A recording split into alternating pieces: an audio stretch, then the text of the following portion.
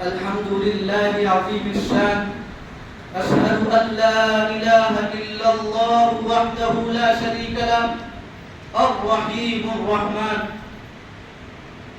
وأشهد أن سيدنا ونبينا محمدا عبده ورسوله سيد ولد عدنان.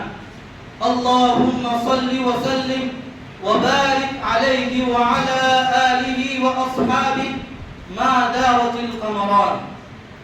أما بعد، فيا أيها المسلمون، لا يتم إيمان المسلم إلا إذا آمن بالله ورضي بحكمه في القليل والكثير، وتحاكم إلى شريعته وحدها في كل شأن من شؤون حياته، في الأنفس والأموال والأعراض، وإلا كان عابدا لغير الله تبارك وتعالى.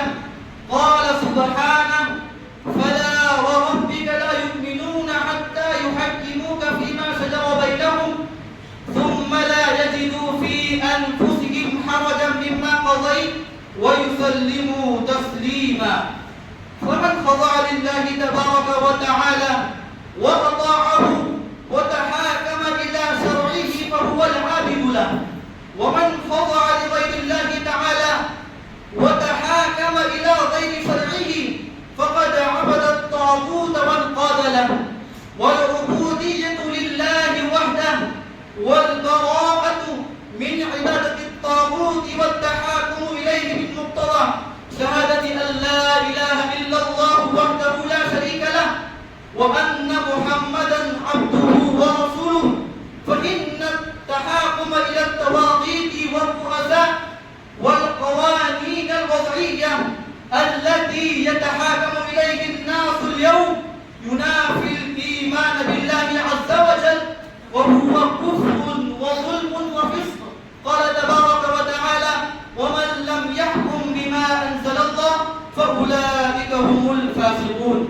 أيها المسلمون، لا إيمان لمن يعتقد أن أحكام الناس وآراءهم خير من حكم الله ورسوله، أو أن تماثلها وتشابهها، أو من تركها وأهل محلها الأحكام القوانين الوضعية، وإن كان معتقدا أن أحكام الله خير وأكمل وأعدل.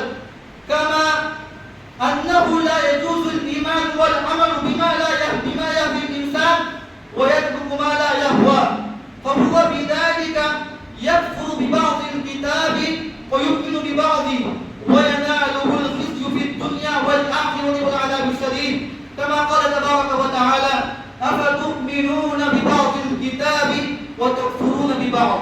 أقول قولي هذا وأستغفر الله العظيم لي ولكم ولسائر المسلمين من كل ذنب وخطيئة فاستغفروه إنه هو الغفور الرحيم.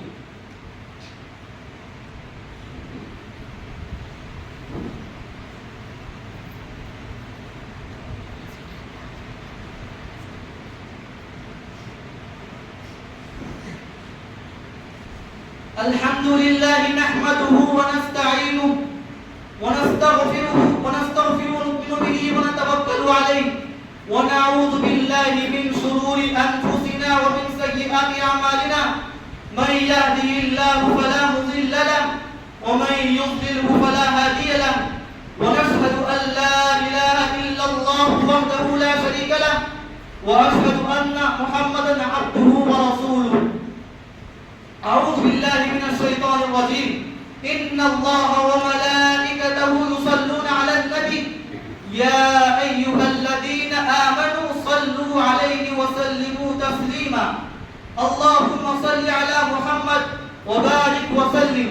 قال النبي صلى الله عليه وسلم: أرحم أمتي بأمتي أبو بكر رضي الله تعالى عنه، وأشدهم في أمر الله عمر رضي الله تعالى عنه، وأصدقهم حياء عثمان رضي الله تعالى عنه، وأقضاهم علي رضي الله تعالى عنه، وفاطمة سيدة نساء أهل الجنة رضي الله تعالى عنها، والحسن والحسين سيدا شباب أهل الجنة، وحمزة أسد الله وأسد رسوله رضي الله تعالى عنه: اللهم اغفر للعباس وولده مغفرة ظاهرة وباطنة لا تغادر ذنبا.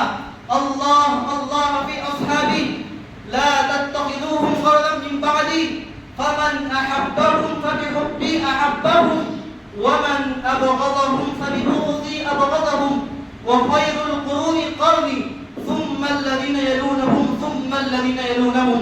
اللهم أعز الإسلام والمسلمين بالإمام العادل ذي القوة القاهرة والسلطة الظاهرة على الكفرة الباغية، واغفر اللهم لجميع المؤمنين والمؤمنات والمسلمين والمسلمات الأحياء منهم والأموات برحمتك يا أرحم الراحمين.